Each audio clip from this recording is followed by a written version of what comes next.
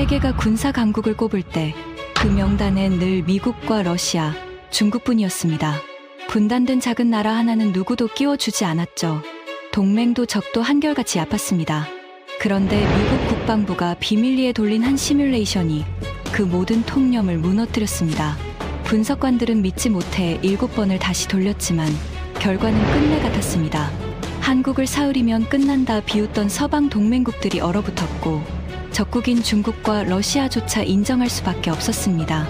평소엔 조용하지만 건드리는 순간 완전히 다른 나라가 되는 한국. 적조차 감히 손대지 못한다는 충격적인 진실의 전말을 지금 공개합니다.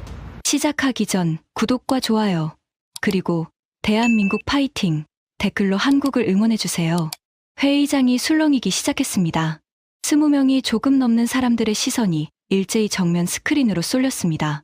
두꺼운 방음문이 닫히고 외부 통신이 모두 차단된 비공개 평가회의였습니다. 휴대전화는 입구에서 전부 수거됐고 창문은 두꺼운 차폐막으로 가려져 있었습니다. 이 방에서 오가는 말은 한마디도 밖으로 나가지 않습니다. 그만큼 무거운 자리였습니다. 그 큰 화면에는 단 한 줄의 문장만 떠 있었습니다. 우리는 이 나라를 30년 동안 잘못 읽었다. 누군가 코웃음을 흘렸습니다. 또 누군가는 옆자리 사람과 눈빛을 주고받으며 어깨를 으쓱했습니다. 긴 테이블 위에 놓인 물잔에 손을 뻗던 한 사람은 손을 멈추고 천천히 고개를 들었습니다. 회의실 공기가 미묘하게 비틀리는 것이 느껴졌습니다. 저는 그 반응을 똑똑히 보면서도 표정 하나 바꾸지 않았습니다. 오히려 그 비웃음이야말로 제가 오늘 이 자리에 선 이유였으니까요. 저는 마이크 앞으로 한 걸음 다가섰습니다. 결론은 맨 나중에 말씀드리겠습니다. 오늘은 숫자부터 보시죠. 제 목소리는 평소보다 낮게 깔렸습니다. 30년 넘게 이 일을 하면서 저는 사람들을 설득하는 가장 확실한 방법을 배웠습니다. 주장으로 시작하면 사람은 방어합니다. 그러나 숫자로 시작하면 사람은 따라옵니다. 그리고 오늘 제가 준비한 숫자들은 이 방 안에 누구도 따라오지 않고는 버틸 수 없는 것들이었습니다. 저는 리처드 콜드웰이라고 합니다. 미국 국방부에서 정책을 다루는 차관보로 일하고 있습니다. 군복을 입고 30년을 보냈고 별을 셋 달고 군문을 나온 뒤 다시 정책의 자리에서 10년 넘게 한 가지 일에 매달려 왔습니다. 세계 각국의 군사력을 평가하는 일입니다. 정확히 말하면 어떤 나라가 실제로 전쟁을 시작할 수 있는지, 그리고 그 전쟁을 얼마나 오래 버틸 수 있는지를 계산하는 일이었습니다. 전쟁을 시작하는 능력과 전쟁을 버티는 능력은 전혀 다른 문제입니다. 많은 나라가 첫날에는 강해 보입니다. 번쩍이는 전투기, 줄지어 선전차, 거창한 열병식. 그러나 전쟁이 첫 줄을 넘기고 첫 달을 넘기면 그 화려함은 대부분 무너집니다. 탄약이 떨어지고 부품이 동나고 병사들이 지치고 사회가 갈라집니다. 제 일은 그 무너지는 지점을 미리 찾아내는 것이었습니다. 제 평가가 틀린 적은 거의 없었습니다. 한 번은 화려한 군대를 가진 어느 산유국이 이웃과 충돌했을 때 모두가 그 나라의 압승을 점쳤습니다. 그러나 저는 보고서에 그 나라가 2달을 못 버틴다고 적었습니다. 이유는 단 하나였습니다. 그 나라는 부품을 전부 수입에 의존하고 있었거든요. 2달이 채 지나기 전에 그 나라의 전차들은 사막 한가운데에서 멈춰섰습니다. 그날 이후 사람들은 제 보고서를 함부로 비웃지 못하게 됐습니다. 그런 제가 평생 들여다본 것은 강대국과 위협, 국가뿐이었습니다. 러시아의 미사일, 중국의 함대, 북한의 포병. 제 책상 위에는 늘 그 나라들의 자료가 쌓여 있었습니다. 그것이 제 세계였습니다. 그리고 그 세계 속에서 한국은 한 번도 진지한 대상이 아니었습니다. 솔직하게 말씀드리겠습니다. 저는 한국을 과소평가하고 있었습니다. 그것도 아주 오랫동안. 제 머릿속에서 한국은 늘 같은 그림이었습니다. 미국의 안보 우산 아래에 웅크린 작은 분단국. 70년 넘게 휴전선 하나를 사이에 두고 버티는 나라. 미군이 빠지면 곧장 흔들릴 종속국. 그게 제 인식이었고 제 동료들의 인식이었으며 이 방 안에 앉은 거의 모든 사람의 인식이었습니다. 그런데 몇 달 전 저는 한 가지 일을 맡았습니다. 동맹국들의 전쟁 지속 능력을 평가하는 대규모 기밀 워게임이었습니다. 우리는 그것을 강철 지평선이라고 불렀습니다. 이 워게임이 왜 시작됐는지부터 말씀드려야겠습니다. 동유럽에서 벌어진 큰 전쟁이 모든 것을 바꿔놓았습니다. 그 전쟁은 우리에게 잔인한 교훈을 줬습니다. 현대전은 한 달이면 끝나지 않는다는 것. 몇 년이 걸린다는 것. 그리고 결국 승부를 가르는 건 번쩍이는 신무기가 아니라 포탄을 끝없이 찍어내는 공장과 병력을 끝없이 채워넣는 사회라는 것. 우리는 그제야 깨달았습니다. 우리 동맹국들 가운데 정작 그런 전쟁을 버틸 수 있는 나라가 몇이나 되는지 한 번도 제대로 따져본 적이 없다는 사실을요. 그래서 강철 지평선이 시작됐습니다. 가정은 단순했습니다. 만약 미국이라는 우산이 얇아진다면 어느 동맹국이 스스로 전쟁을 버틸 수 있는가? 우리는 19개 동맹국을 하나씩 시뮬레이션에 넣었습니다. 침공이 시작되고 시간이 흐르고 보급선이 끊기고 사상자가 쌓이는 모든 과정을 슈퍼컴퓨터가 계산했습니다. 한 나라당 수백 번의 시나리오가 돌아갔습니다. 결과는 예상대로였습니다. 대부분의 나라가 무너졌습니다. 어떤 나라는 3주 만에 전쟁 지속 능력이 바닥났습니다. 명색이 군사 강국으로 불리던 한 나라는 포탄 재고가 4주를 못 넘기고 동났습니다. 평시에 방위 산업을 줄여온 대가였습니다. 또 어떤 나라는 병력 동원에만 2달이 걸려 그 사이에 수도가 함락됐습니다. 화려한 군대를 가진 나라일수록 오히려 빨리 무너지기도 했습니다. 평시에만 강했던 것입니다.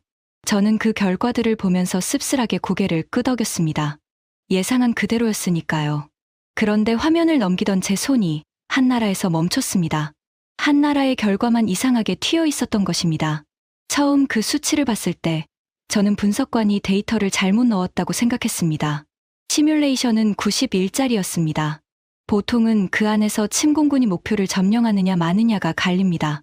그런데 그 나라는 90일이 다 지나도록 침공군이 본토를 점령하지 못했습니다. 점령 확률이 한 자릿수였습니다. 저는 모니터를 한참 들여다봤습니다. 화면 속 그래프는 시간이 흐를수록 침공군의 손실 곡선이 가파르게 치솟고 있었습니다. 무언가 잘못된 게 분명했습니다. 그 나라가 한국이었습니다. 저는 그날 분석관을 불러 시뮬레이션을 다시 돌리게 했습니다. 1번, 2번, 3번. 변수를 바꾸고 조건을 더 가혹하게 만들고 침공군의 화력을 2배로 늘렸습니다. 7번을 돌렸습니다. 그런데 7번 모두 같은 결과가 나왔습니다. 침공군은 한국을 점령하지 못했습니다. 아니, 시간이 지날수록 오히려 침공군 쪽의 손실이 감당할 수 없는 수준으로 불어났습니다. 그 7번째 결과를 본 날 밤, 저는 사무실에 혼자 남아 있었습니다. 창밖은 이미 깜깜했고 책상 위 모니터의 푸른빛만이 제 얼굴을 비추고 있었습니다. 형광등은 진작 꺼져 있었고 건물 전체가 텅 빈 듯 고요했습니다. 저는 의자에 등을 깊이 기대고 천장을 올려다봤습니다. 그리고 처음으로 제 안에서 한 가지 질문이 올라왔습니다. 내가 30년 동안 무엇을 놓치고 있었던 거지? 그 질문을 안고 저는 오늘 이 자리에 섰습니다. 그러나 이 방 안의 사람들은 제 질문을 함께 나눌 생각이 전혀 없어 보였습니다. 제가 한국이라는 단어를 입에 올리자마자 테이블 중간쯤에서 한 사람이 의자 등받이에 몸을 던지듯 기대며 팔짱을 꼈습니다. 마틴 호크리지였습니다. 이 방에서 가장 목소리가 크고 가장 거만하며 가장 자신이 똑똑하다고 믿는 사람이었습니다. 그는 손가락으로 테이블을 2번 두드리더니 입가에 비웃음을 매단 채 말했습니다. 콜드웰, 진심입니까?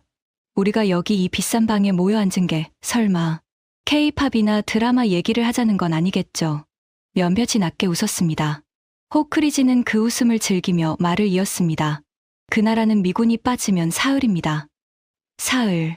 평양의 탱크가 한강을 건너는데 사흘이면 충분해요.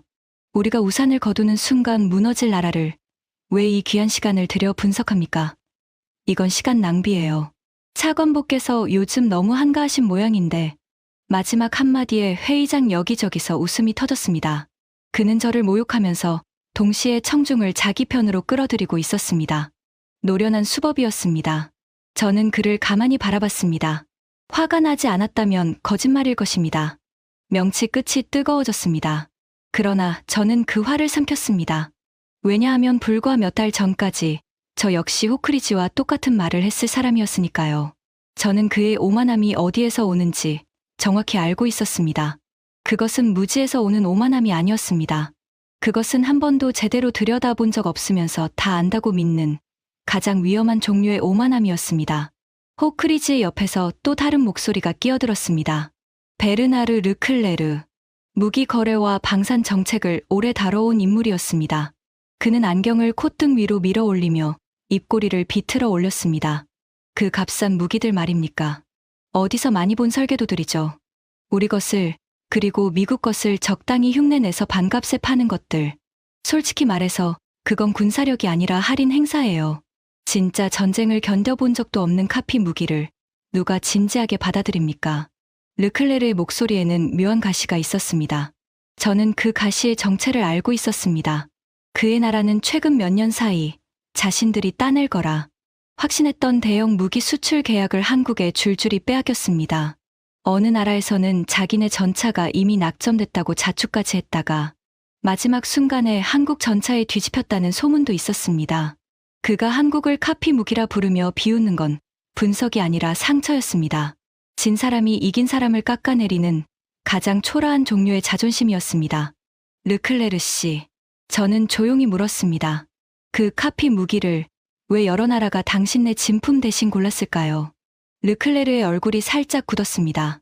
그러나 그는 곧 코웃음으로 받아넘겼습니다. 가격이죠. 싸구려를 좋아하는 가난한 나라들이 있는 법이니까. 저는 더 묻지 않았습니다. 그 답이 틀렸다는 걸 증명하는 건 오늘 제가 보여줄 숫자들의 몫이었으니까요. 그때 테이블 건너편에서 또 한 사람이 가세했습니다. 늘 호크리지의 비위를 맞추며 그의 곁을 지키는 보좌역이었습니다. 그는 일부러 들으라는 듯 큰 소리로 말했습니다. 솔직히 저는 차관부께 무슨 다른 의도가 있으신가 했습니다. 갑자기 한국을 이렇게 띄우시는 게 혹시 어디 무기 장사라도 도와주려는 로비 아닙니까? 순간 명치 끝까지 무언가 치밀어 올랐습니다. 그러나 저는 손에 든 리모컨을 꽉 쥐는 것으로 그 분노를 눌렀습니다. 저는 평생 누구의 로비도 해본 적이 없는 사람이었습니다. 오히려 윗사람이 듣고 싶어하는 보고서를 거부해 여러 번 미움을 산 사람이었죠. 그런 제가 비웃음을 무릅쓰고 이 자리에 선 이유는 단 하나, 그 워게임 결과가 진짜였기 때문입니다. 거짓이라면 차라리 마음이 편했을 것입니다. 의도는 없습니다. 저는 짧게 답했습니다. 저는 제가 본 것을 말할 뿐입니다. 다만 한 가지는 약속드리죠. 오늘 이 방을 나설 때쯤이면 방금 그 농담을 한 걸 후회하시게 될 겁니다. 저는 이 두 사람을 보면서 몇 달 전에 제 자신을 봤습니다. 그래서 더 마음이 무거웠습니다. 여러분, 우리가 한국을 어떻게 봐왔는지 솔직하게 정리해 보겠습니다. 그래야 오늘 제가 보여드릴 것이 얼마나 충격적인지 제대로 전해질 테니까요. 첫째, 우리는 한국을 우산 아래의 나라로 봤습니다. 미군이 지켜주는 나라, 스스로의 힘보다 동맹에 기대는 나라. 그래서 우산만 거두면 끝날 나라라고 생각했습니다. 둘째, 우리는 한국군을 머릿수만 많은 군대로 봤습니다. 의무 복무로 채워진 징집병 부대. 현대전은 화력과 기동의 전쟁인데 보병 머릿수가 무슨 소용이냐고 비웃었습니다. 호크리지의 말 그대로였습니다. 그건 지난 세기 전쟁의 얘기라고요. 셋째, 우리는 한국의 무기를 저가 카피로 봤습니다. 미국과 유럽의 기술을 베껴 반값에 파는 것들. 실전에서 검증된 적도 없는 것들. 르클레르의 말 그대로였습니다. 이 세 가지가 우리의 통념이었습니다. 너무나 굳어서 아무도 의심하지 않는 통념이었습니다. 우리는 오랫동안 한국을 큰 고래들 사이에 낀 작은 새우쯤으로 여겼습니다. 한때 세상에서 가장 가난한 나라였고 전쟁으로 잿더미가 됐던 나라. 그 옛 이미지가 우리 머릿속에 그대로 박혀 있었습니다. 그 사이 그 나라가 무엇이 됐는지는 아무도 다시 확인하려 하지 않았습니다. 저는 이 자리에 모인 사람들의 얼굴을 천천히 둘러봤습니다. 노련하고 쉽게 놀라지 않는 얼굴들이었습니다. 각국 국방의 핵심을 다루는 사람들. 그들의 표정에는 똑같이 이렇게 쓰여 있었습니다. 빨리 끝내고 본론으로 넘어갑시다. 그러나 단 한 사람만은 달랐습니다. 테이블 끝자락, 호크리지의 시끄러운 목소리에서 가장 멀리 떨어진 자리에 한 여성이 조용히 앉아 있었습니다. 안나 코발스카, 동유럽의 한 나라에서 온 인물이었습니다. 그 나라는 최근 몇 년 사이 한국으로부터 막대한 양의 무기를 사들였습니다. K2 전차, K9 자주포, 그리고 FA-50 전투기까지. 그래서일까요? 그녀만은 비웃지 않았습니다. 입을 다문 채 펜을 든 손으로 무언가를 천천히 적으며 제 말을 한 글자도 놓치지 않으려는 듯 바라보고 있었습니다. 호크리지가 한국을 사흘이면 끝날 나라라고 비웃을 때 저는 코발스카가 아주 미세하게 고개를 젓는 것을 봤습니다. 그녀는 무언가 말하려는 듯 입술을 살짝 떼었다가 다시 다물었습니다. 그러고는 시선을 자기 노트로 떨궜습니다. 회의장의 누구도 그 작은 움직임을 알아채지 못했습니다. 오직 단상 위에 저만이 봤습니다. 저는 그녀의 눈빛을 보고 한 가지를 직감했습니다. 그녀는 이미 무언가를 알고 있었습니다. 그것도 책상 위 자료가 아니라 자기 나라의 부대에서 한국 무기를 직접 운용하며 몸으로 알게 된 무언가를, 그리고 그것을 이 방의 거만한 사람들 앞에서 말해봤자 비웃음만 살 거라 여겨 혼자 삼키고 있었습니다. 그 순간 회의장 가장 안쪽 상석에서 낮고 묵직한 목소리가 들려왔습니다. 오늘 이 회의를 주재하는 가장 높은 자리의 인물이었습니다. 머리가 희끗한, 수십 년을 이 바닥에서 보낸 노련한 인사였습니다. 그는 한참을 침묵하다가 손을 살짝 들어 호크리지의 비웃음을 잠재웠습니다. 마틴, 그쯤 하지. 콜드웰 차관보가 빈손으로 이 자리에 섰을 사람은 아니야. 자네도 알잖나. 이 사람 보고서가 틀린 걸 본 적이 있나. 호크리지의 입이 다물어졌습니다. 그는 마지못해 어깨를 으쓱하고는 의자에 다시 기댔습니다. 상석의 인물이 저를 향해 고개를 돌렸습니다.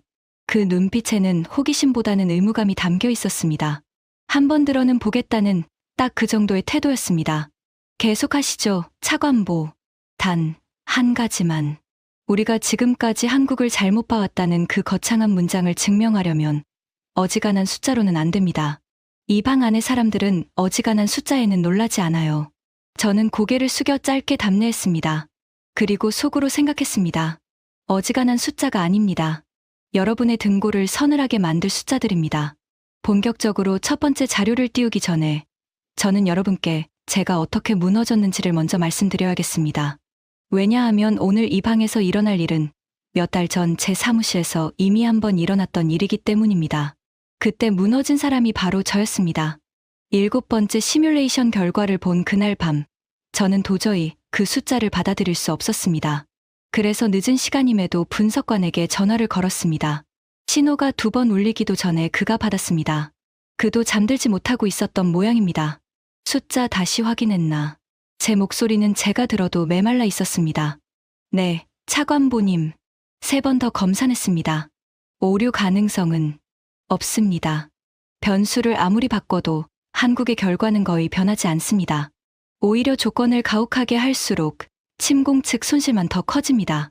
차관보님, 솔직히 말씀드리면 저도 처음에는 시스템이 고장났다고 생각했습니다. 그래서 다른 분석관한테 코드를 통째로 다시 짜게 했어요. 그런데도 똑같았습니다. 저는 수화기를 든 채 한참을 말이 없었습니다. 책상 위에는 그날 급하게 출력한 한국 관련 자료들이 쌓여 있었습니다.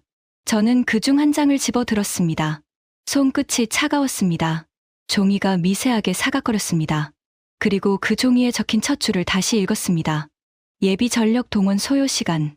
지금까지 저는 이 항목을 한 번도 진지하게 본 적이 없었습니다. 늘 병력 규모, 전차 수, 전투기 대수 같은 화려한 숫자만 봤지. 그 뒤에 숨은 시스템은 들여다보지 않았던 것입니다.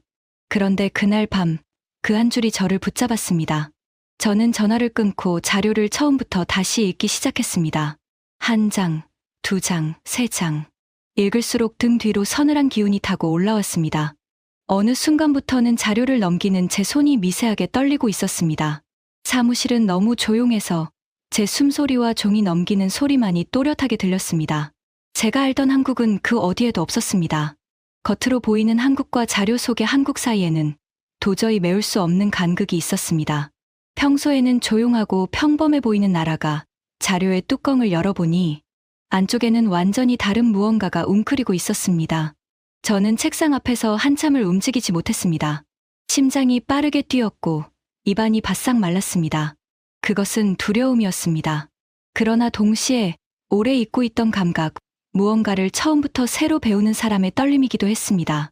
그 자료에는 이런 것들이 적혀 있었습니다. 한국에서는 평범한 회사원, 평범한 가게 주인이 동원령 한 번에 훈련된 전사로 바뀐다고요. 자동차를 만들던 공장이 군용 차량을 찍어내는 시설로 전환되고 도시 전체가 하나의 요새로 변모한다고요. 그리고 이건 누군가의 상상이나 계획서가 아니라 이미 수십 년에 걸쳐 시스템으로 구축되고 정기적으로 점검되는 현실이라고요. 저는 그 문장 앞에서 펜을 내려놓았습니다. 그날 이후 3주 동안 저는 거의 한국만 들여다봤습니다. 밤늦게까지 자료를 읽고 한국군을 직접 겪어본 인사들과 영상으로 이야기를 나누고 우리 쪽 태평양 사령부의 비공개 평가까지 손에 넣어 검토했습니다. 그중 한 통화를 잊을 수가 없습니다. 저는 오래전 한국에서 한국군과 함께 연합훈련을 지휘했던 옛 동료에게 연락했습니다. 지금은 은퇴한 저보다 나이가 많은 노장이었습니다. 제가 한국군의 실제 수준이 어느 정도냐고 묻자 그는 한참을 침묵하다가 이렇게 말했습니다. 리처드, 자네 아직도 그걸 모르고 있었나? 내가 평생 본 군대 중에 그렇게 독하게 훈련하는 군대는 없었어. 그리고 더 무서운 건 군대가 아니야. 그 나라는 국민 전체가 군대야. 평소엔 안 보여. 그래서 다들 속아. 그런데 막상 건드리면 그때부터 완전히 다른 나라가 되는 거지. 완전히 다른 나라가 된다. 그 말이 제 머릿속에 박혀 떠나지 않았습니다. 그날 밤, 저는 한국의 방위 산업 자료로 넘어갔습니다. 그리고 거기서 또 한 번 멈칫했습니다. 한국은 단 한순간도 평화가 보장된 적이 없는 나라였습니다. 휴전선 너머에는 늘 위협이 있었고, 그래서 그들은 방위 산업을 한 번도 줄인 적이 없었습니다. 우리가 동유럽 전쟁 전까지 평화의 배당금이라는 말로 공장을 닫고 생산 라인을 줄이는 동안 한국은 정반대로 가고 있었던 것입니다. 그들의 공장은 늘 돌아가고 있었고 창고의 재고는 늘 채워져 있었습니다. 주문이 들어오면 몇 년이 아니라 몇 달 안에 무기를 내보냈습니다. 저는 그 납품 속도를 보고 르클레르의 비웃음을 떠올렸습니다. 카피 무기라서 싼 게 아니었습니다. 멈추지 않는 공장이 있었기에 빠르고 또 믿을 수 있었던 것입니다. 우리 쪽 기업들은 주문을 받고 나서야 부품을 발주하고 라인을 돌립니다. 그래서 몇 년이 걸립니다. 그런데 한국은 이미 만들어 둔 것을 보내거나 늘 돌아가던 라인을 잠깐 더 돌려 단기간에 내보냈습니다. 차이는 기술이 아니라 자세였습니다. 언제든 전쟁이 날 수 있다는 전제 위에서 모든 것을 돌리는 나라와 전쟁은 다시 없을 거라 믿고 살아온 나라의 차이였습니다. 그리고 마지막으로 저는 시뮬레이션의 그래프를 다시 펼쳤습니다. 침공군의 손실 곡선이 왜 그렇게 가파르게 치솟았는지 이제야 알 것 같았습니다. 한국은 무너지지 않았습니다. 병력이 줄면 48시간 만에 새 병력이 채워졌고 포탄이 줄면 공장이 다시 찍어냈고 도시가 공격받으면 그 도시가 통째로 요새가 되어 버텼습니다. 침공군은 끝없이 다시 일어서는 상대와 싸우고 있었던 것입니다. 시간이 흐를수록 강해지는 적, 그런 상대를 이길 방법은 없습니다. 그 사실을 깨달은 순간 저는 등받이에 기댄 채로 오랫동안 천장만 바라봤습니다. 머릿속에는 단 하나의 장면이 떠올랐습니다. 어느 침략군이 한 도시를 점령했다고 안도하는 순간 그 도시의 평범한 시민들이 무기고에서 총을 받아 다시 일어서는 장면. 그건 군대와 싸우는 게 아니라 나라 전체와 싸우는 일이었습니다. 등줄기를 타고 한기가 올랐습니다. 그리고 그 한기 끝에서 저는 결심했습니다. 비웃음을 사더라도 이 사실을 반드시 윗선에 알려야 한다고요. 파고들수록 더 놀라웠습니다. 그리고 파고들수록 한 가지 의문이 점점 커졌습니다. 왜 아무도 이걸 제대로 말해주지 않았을까? 답은 단순했습니다. 아무도 제대로 들여다보지 않았기 때문입니다. 한국은 자신의 힘을 자랑하지 않는 나라였습니다. 열병식으로 과시하지도 큰 소리로 위협하지도 않았습니다. 그래서 우리는 그 나라를 약하다고 착각했습니다. 조용한 것을 약한 것으로 오해한 것입니다. 그것이 우리의 가장 큰 실수였습니다. 저는 회의장으로 다시 정신을 돌렸습니다. 호크리지는 여전히 팔짱을 낀 채 천장을 보고 있었고 르클레르는 휴대전화를 빼앗긴 손으로 펜을 빙빙 돌리고 있었습니다. 그들에게 오늘 이 시간은 그저 빨리 지나가야 할 형식이었습니다. 코발스카만이 펜을 멈추고 저를 응시하고 있었습니다. 저는 다시 마이크 앞에 섰습니다. 그리고 천천히 입을 열었습니다. 여러분, 방금 호크리지 씨가 말씀하셨죠. 한국은 미군이 빠지면 사흘이라고요. 좋습니다. 그럼 첫 번째 질문을 드리겠습니다. 한 나라가 전쟁에 돌입한다고 가정했을 때 그 나라가 훈련된 병력 수백만을 전선에 세우는데 얼마나 걸릴 것 같습니까? 호크리지가 귀찮다는 듯 대답했습니다. 몇 주, 길면 몇 달이겠죠. 장비 나눠주고 부대 편성하고 다시 훈련시키고 다 아는 얘기 아닙니까? 맞습니다. 대부분의 나라가 그렇습니다. 우리도 그렇고 르클레르 씨의 나라도 그렇죠. 강철 지평선에서도 그랬습니다. 어떤 나라는 병력을 다 모으기도 전에 수도가 무너졌으니까요. 빨라야 몇 주, 보통은 몇 달입니다. 저는 잠시 말을 멈췄습니다. 회의실이 조용해졌습니다. 저는 화면을 바꿨습니다. 그리고 그 위에 단 하나의 숫자를 띄웠습니다. 48시간. 순간 회의장의 공기가 멈췄습니다. 호크리지의 팔짱이 슬그머니 풀렸습니다. 르클레르의 손에서 펜이 테이블 위로 떨어져 또르르 굴렀습니다. 누군가 작게 숨을 들이켜는 소리가 들렸습니다. 48시간입니다. 저는 또박또박 말했습니다. 한국은 전쟁이 시작되면 단 48시간 안에 100만 명이 훨씬 넘는 훈련된 병력을 전선에 세웁니다. 그것도 서류상의 계획이 아니라 이미 검증된 시스템으로요. 예비군 한 사람 한 사람마다 어느 무기고에서 어떤 장비를 받고 어디로 모이고 어느 길로 이동할지가 평시에 이미 다 정해져 있습니다. 동원령이 떨어지면 그저 정해진 곳으로 가서 합류하면 됩니다.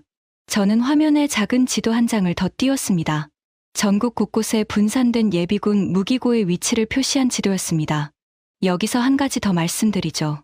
한국은 예비군이 쓸 장비를 현역 부대와 완전히 별도로 미리 따로 비축해둡니다. 소총부터 박격포, 대전차 무기까지요. 동원된 병사는 자기 이름이 적힌 무기고로 가서 장비를 받습니다. 우리 기준으로는 상상하기 어려운 일이죠. 우리는 전쟁이 나면 그제야 장비를 어디서 끌어올지 회의부터 시작할 테니까요. 호크리지가 마른 침을 삼키는 것이 보였습니다. 그의 얼굴에서는 비웃음이 완전히 사라져 있었습니다. 호크리지가 입을 열려다 멈췄습니다. 반박할 말을 찾지 못한 것입니다. 상석의 인물이 천천히 몸을 앞으로 기울였습니다. 그의 눈빛에서 의무감이 사라지고 처음으로 다른 것이 떠올랐습니다. 48시간이라고 했으니까 그게 정말 가능한 숫자입니까? 차관보. 저는 그를 똑바로 바라봤습니다. 의장님, 저도 정확히 그 질문을 했습니다. 몇 달 전 제 사무실에서요. 그리고 그 질문의 답을 듣는 순간 저는 30년 동안 제가 믿어온 모든 것을 의심하기 시작했습니다. 회의장은 완전히 조용해졌습니다. 이제 아무도 비웃지 않았습니다. 호크리지조차 입을 다물고 화면 위의 숫자를 노려보고 있었습니다. 코발스카는 노트에서 고개를 들어 처음으로 다른 사람들의 얼굴을 둘러봤습니다. 그 표정에는 옅은 안도 같은 것이 스쳐 지나갔습니다. 드디어 누군가 그 이야기를 꺼냈다는 그런 안도였습니다. 저는 그 침묵을 느끼며 다음 화면으로 넘어갈 준비를 했습니다. 이제 겨우 첫 번째 숫자였습니다. 그리고 그 48시간이라는 숫자가 어떻게 가능한지, 그 뒤에 어떤 시스템이 숨어 있는지를 설명하는 순간, 이 방 안의 모두는 자신이 알던 한국이 처음부터 존재하지 않았다는 사실을 깨닫게 될 것이었습니다. 그리고 그것은 시작에 불과했습니다. 48시간. 그 숫자가 화면에 떠 있는 동안 회의장은 오래 조용했습니다. 저는 그 침묵을 깨지 않았습니다. 침묵이 길어질수록 사람들의 머릿속에서는 더 많은 질문이 쌓이고 있을 테니까요. 저는 물잔을 들어 한 모금 마셨습니다. 차가운 물이 목을 타고 내려가는 감각이 또렷했습니다. 그리고 잔을 내려놓으며 입을 열었습니다. 여러분 중 누군가는 분명 이렇게 생각하고 계실 겁니다. 48시간 안에 수백만을 모은다는 게 그저 머릿수를 채우는 거 아니냐고요. 훈련도 제대로 안 된 사람들을 급하게 끌어모아봤자 진짜 군대가 되겠냐고요. 호크리지가 기다렸다는 듯 끼어들었습니다. 그는 다시 자신감을 회복한 표정이었습니다. 바로 그겁니다. 48시간에 모인 게 농부와 회사원 수백만이면 그건 군대가 아니라 군중이죠. 현대전은 화력입니다. 머릿수가 전쟁을 이긴다는 건 지난 세기 이야기예요. 저는 고개를 끄덕였습니다. 맞는 말씀입니다. 호크리지 씨. 머릿수만 많으면 의미가 없죠. 그래서 저도 정확히 그 점을 파고들었습니다. 그리고 그 답을 듣는 순간 저는 제 펜을 내려놓았습니다. 저는 화면을 넘겼습니다. 한 장의 표가 떠올랐습니다. 한국의 예비군은 약 280만 명입니다. 그런데 이건 그냥 명단에 이름만 올라간 숫자가 아닙니다. 한국에서는 모든 성인 남성이 의무적으로 군 복무를 합니다. 그건 여러분도 아실 겁니다. 그런데 중요한 건 그 다음입니다. 복무를 마친 뒤에도 무려 8년 동안 예비군으로 편성됩니다.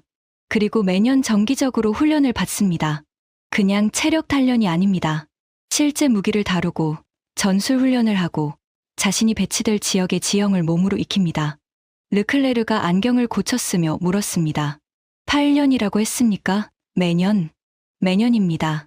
그러니까 한국에서 40살 무렵의 평범한 남성은 군 복무 2년에 더해 예비군 훈련을 거치며 거의 10년 가까이 군사 훈련을 받은 사람이라는 뜻입니다. 그가 어떤 직업을 갖고 있든 상관없습니다. 회사원이든 가게 주인이든 택시 기사든 그 사람의 몸에는 이미 군인의 기억이 새겨져 있습니다. 회의장의 공기가 다시 한번 미세하게 가라앉았습니다. 저는 말을 이었습니다. 이번에는 48시간이라는 숫자의 진짜 비밀을 꺼낼 차례였습니다. 그런데 여러분, 훈련된 사람이 많다고 해서 48시간이 가능한 건 아닙니다. 보통은 사람을 모으는 것보다 그들에게 장비를 나눠주고 부대를 짜고 다시 편성하는데 더 오랜 시간이 걸리니까요. 우리도 그렇습니다. 강철 지평선에서 어떤 동맹국은 병력을 다 모으는 데만 2달이 걸렸습니다. 그 사이에 수도가 함락됐죠. 저는 잠시 멈췄다가 또박또박 말했습니다. 한국은 다릅니다. 한국에서는 예비군 한 사람마다 어느 무기고에서 어떤 장비를 받을지, 어디로 집결할지, 어느 경로로 이동할지가 평시에 이미 전부 지정되어 있습니다. 부대 편성도 끝나 있습니다. 동원령이 떨어지면 회의를 하거나 명단을 짜거나 장비를 어디서 끌어올지 고민할 필요가 없습니다. 각자 자기 자리로 가면 됩니다. 그게 48시간의 비밀입니다. 그들은 전쟁이 나고 나서 준비하는 게 아니라 평시에 이미 준비를 끝내놓고 사는 나라입니다. 그때 테이블 가운데쯤에 앉은 한 인사가 손을 들었습니다. 지금까지 한마디도 하지 않던 사람이었습니다. 그의 목소리에는 비웃음이 아니라 진짜 불안이 묻어 있었습니다. 차관보, 그러니까 지금 그 나라는 전쟁이 시작되고 이틀 만에 100만이 넘는 훈련된 병력이 자기 자리에 가 있다는 겁니까? 그 정도로 위험합니까? 우리가 정말 이 나라를 그렇게 몰랐던 겁니까? 저는 그를 똑바로 바라봤습니다. 그 질문이야말로 제가 몇 달 전 사무실에서 스스로에게 던졌던 바로 그 질문이었습니다. 네, 그 정도로 위험합니다. 그리고 우리는 정말 몰랐습니다. 저는 화면을 넘겨 한국군 예비 전력의 구성을 보여줬습니다. 한 가지 더 말씀드리죠.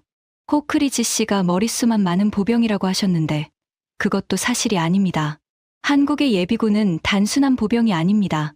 포병, 기갑, 방공, 공병, 통신, 모든 병과가 포함되어 있습니다. 포병으로 복무했던 사람은 예비군에서도 포병입니다.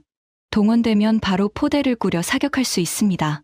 장비도 따로 비축돼 있고요. 전차병으로 복무했던 사람은 다시 전차에 오릅니다.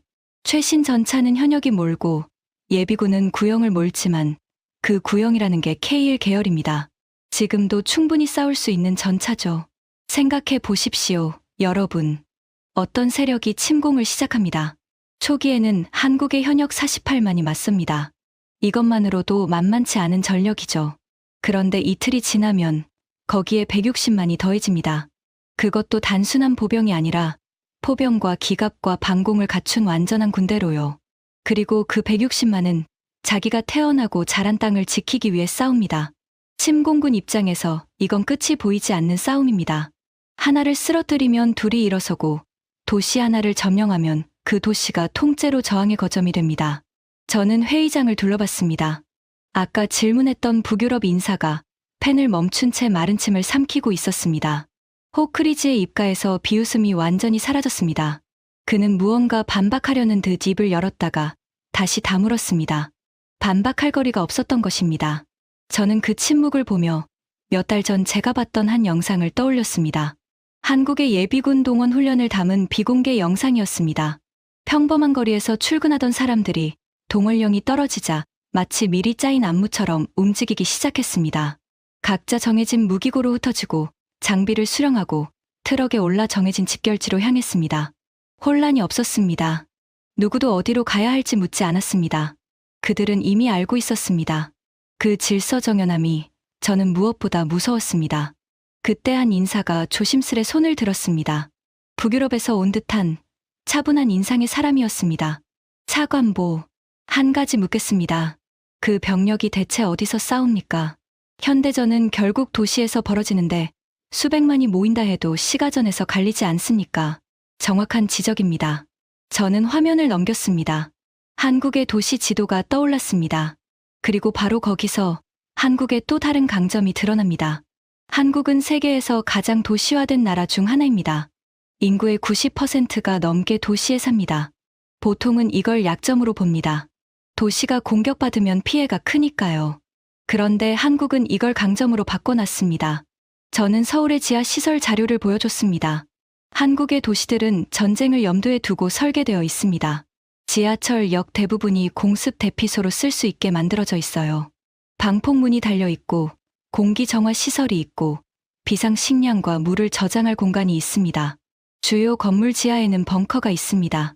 그리고 도시 하나하나의 방어를 그 도시에 사는 예비군이 맡습니다. 자기가 태어나고 자란 동네를 자기가 지키는 겁니다. 지형을 누구보다 잘 알고 싸울 이유도 누구보다 분명하죠. 침공군 입장에서 이건 악몽입니다. 도시 하나를 점령했다고 안심하는 순간 골목마다에서 저항이 시작되니까요. 북유럽 인사가 천천히 고개를 끄덕였습니다. 그의 표정에서 처음에 회의가 옅어지고 있었습니다. 여러분, 저는 회의장을 둘러보며 말했습니다. 이게 바로 한국이라는 나라가 평시에는 보이지 않는 이유입니다. 그들은 평소에 군대를 과시하지 않습니다. 그럴 필요가 없으니까요. 시스템은 이미 돌아가고 있고 유사시에는 그저 스위치를 켜듯 작동합니다. 우리는 그 보이지 않는 시스템을 보지 못했기 때문에 그들을 약하다고 착각했던 겁니다. 저는 다음 화면으로 넘어갈 준비를 했습니다. 그러나 그 전에 한 가지 질문을 던졌습니다. 그런데 여러분, 48시간 만에 160만이 전선에 선다고 칩시다. 그 병력이 쏠 포탄은 누가 됩니까? 총알은, 부품은, 연료는요. 병력만 많고 보급이 끊기면 그 군대는 일주일도 못 갑니다. 그래서 진짜 질문은 이겁니다. 한국은 그 많은 병력을 먹여 살릴 탄약을 댈 수 있는가? 저는 화면을 넘겼습니다. 그리고 바로 이 지점에서 저는 두 번째 충격을 받았습니다. 화면에 한 장의 그래프가 떠올랐습니다. 가로축은 시간, 세로축은 포탄 생산량이었습니다. 여러 개의 선이 그려져 있었는데 그 중 하나만 유독 높이 솟아 있었습니다. 여러분, 전쟁은 군인만으로 하는 게 아닙니다. 전쟁은 결국 경제력으로 합니다. 누가 더 오래, 더 많이 무기와 탄약을 찍어낼 수 있느냐가 승패를 가릅니다. 이건 지난 세기의 두 차례 큰 전쟁에서도 그랬고 지금 동유럽에서 벌어지는 전쟁에서도 매일 증명되고 있습니다. 저는 동유럽 전쟁을 언급하며 르클레르를 바라봤습니다. 그는 방산 정책을 오래 다뤄온 사람이었습니다. 누구보다 이 이야기의 무게를 잘 아는 사람이었죠. 지금 그 전쟁에서 가장 큰 문제가 뭡니까? 포탄입니다. 포탄이 부족합니다. 우리 서방 전체가 힘을 합쳐도 전선에서 필요로 하는 포탄을 다 대지 못하고 있습니다. 왜 그렇습니까? 냉전이 끝난 뒤 우리는 방위 산업을 대폭 줄였기 때문입니다. 평화의 배당금이라고 불렀죠. 더는 큰 전쟁이 없을 거라 믿었으니까요. 공장을 닫고 생산 라인을 줄이고 숙련공을 내보냈습니다. 르클레르가 무겁게 고개를 끄덕였습니다. 그 전만큼은 그도 부정할 수 없었던 것입니다. 그런데 한국은 한 번도 그러지 않았습니다. 저는 목소리를 높였습니다. 한국은 단 한순간도 평화가 보장된 적이 없는 나라였습니다. 휴전선 너머에는 늘 위협이 있었으니까요. 그래서 그들은 방위 산업을 줄인 적이 없습니다. 오히려 계속 키워왔습니다. 그 결과가 이겁니다. 저는 그래프에서 가장 높이 솟은 선을 짚었습니다. 한국은 평시에 말입니다. 155mm 포탄을 연간 약 18만 발 생산할 수 있습니다. 이건 우리 서방 유럽 회원국 전체를 합친 것보다 많은 양입니다. 회의장이 술렁였습니다. 르클레르가 자기도 모르게 몸을 앞으로 내밀었습니다. 그의 얼굴에서 핏기가 가셨습니다. 그는 유럽의 포탄 생산 능력이 어느 정도인지 정확히 아는 사람이었습니다. 그래서 이 숫자가 얼마나 비현실적으로 들리는지도 그가 가장 잘 알았습니다. 포탄을 그렇게 찍는다고요? 그의 목소리가 떨렸습니다. 그건 불가능합니다. 우리 유럽 전체가 1년을 매달려도 그만큼 못 찍습니다. 작은 나라 하나가 어떻게 불가능해 보이죠? 저는 조용히 말했습니다. 저도 처음엔 그렇게 생각했습니다. 그래서 3번을 확인했습니다. 그런데 사실이었습니다. 그리고 이건 평시 생산량일 뿐입니다. 전시 체제로 전환하면 생산량은 몇 배로 늘어납니다.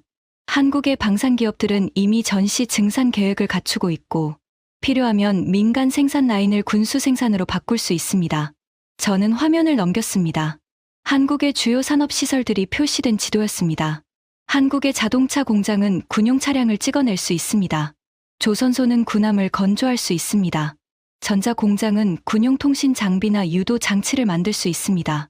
그리고 이 전환 계획은 그냥 종이 위의 구상이 아니라 평시에 이미 수립되어 있고 정기적으로 점검됩니다. 다시 말해, 한국은 사회 전체가 거대한 무기 공장으로 변신할 준비가 되어 있는 나라입니다. 저는 이 숫자를 처음 봤을 때를 떠올렸습니다. 도저히 믿기지 않아 한국 방산을 잘 아는 우리 쪽 전문가에게 직접 전화를 걸었습니다.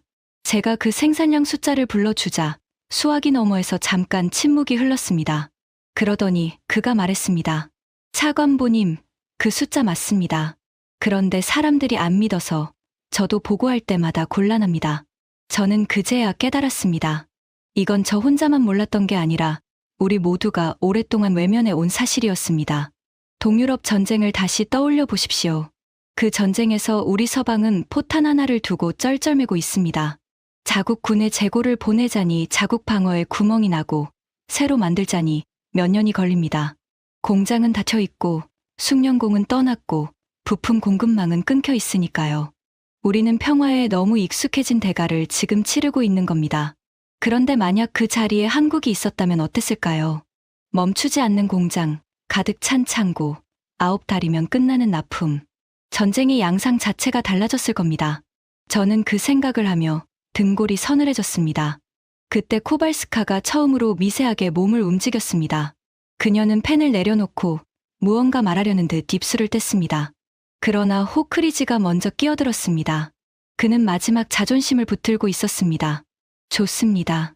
많이 찍는다 칩시다. 그런데 빨리 많이 찍는다고 그게 좋은 무기입니까? 싸구려를 잔뜩 찍어봤자 전장에서 터지지 않으면 고철이에요. 그 질문 기다리고 있었습니다. 저는 화면을 넘겼습니다. 납품 속도 이야기를 해보죠. 우리 서방 기업들은 주문을 받으면 그때부터 생산을 시작합니다. 부품도 그때 발주합니다. 그래서 무기 하나 받는데 보통 4년이 걸립니다. 길면 더 걸리죠. 저는 잠시 멈췄습니다. 한국은 같은 무기를 평균 9달 안에 납품합니다. 르클레르가 의자에 털썩 등을 기댔습니다. 그의 입에서 짧은 한숨이 새어나왔습니다. 그 한숨의 의미를 저는 알았습니다. 그것은 자기 나라가 왜 그 많은 계약을 한국에 빼앗겼는지 이제야 진짜 이유를 깨달은 사람의 한숨이었습니다. 르클레르 씨, 저는 그를 향해 조용히 말했습니다. 아까 가난한 나라들이 싸구려를 골랐다고 하셨죠? 아닙니다. 그들은 빠르고 믿을 수 있는 무기를 고른 겁니다. 전쟁이 코앞인 나라에게 4년 뒤에 받는 최고의 무기보다 9달 만에 받는 좋은 무기가 100배 낫습니다. 그게 한국이 이긴 이유입니다. 카피라서가 아니라 멈추지 않는 공장이 있었기 때문입니다. 회의장이 조용해졌습니다. 이번엔 르클레르가 고개를 숙였습니다. 저는 한 가지 장면을 떠올렸습니다. 한국의 한 자동차 공장에 관한 자료였습니다. 평소에는 승용차를 찍어내는 평범한 공장. 그런데 그 공장의 설계도 한쪽에는 유사시 군용 차량 생산으로 전환하는 절차가 빼곡히 적혀 있었습니다. 어느 라인을 멈추고 어느 부품을 바꾸고 며칠 안에 무엇을 찍어낼 수 있는지가 전부 정해져 있었습니다. 그것도 그 공장 하나만이 아니었습니다. 전국의 주요 공장들이 그런 계획을 갖추고 있었고 정기적으로 점검까지 받고 있었습니다. 저는 그 자료를 보며 생각했습니다. 우리는 평화로울 때 공장을 닫았습니다. 한국은 평화로울 때도 전쟁을 준비했습니다. 그 차이가 위기의 순간에 두 나라의 운명을 가를 것입니다. 그리고 그 위기는 동유럽에서 이미 시작되고 있었습니다. 저는 한국의 방산 구조를 마저 설명했습니다. 한국이 어떻게 이게 가능한지 말씀드리죠. 한국의 주요 방산 기업들은 대부분 거대 기업 집단의 계열사입니다.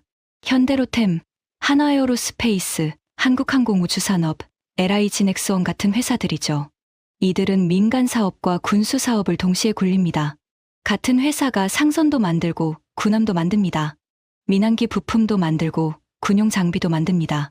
그래서 민간과 군수 사이의 기술 이전이 자유롭고 필요할 때 생산 라인을 빠르게 전환할 수 있습니다. 저는 마지막 자료를 띄웠습니다. 국산화율 표였습니다. 그리고 결정적인 건 이겁니다. 한국의 주요 무기는 대부분 자국산 부품으로 만들어집니다. K2 전차의 국산화율은 95%가 넘고 K9 자주포는 거의 100%입니다. 이게 왜 중요한지 아십니까? 부품을 외국에서 수입해야 하면 생산 속도가 외국 사정에 휘둘립니다.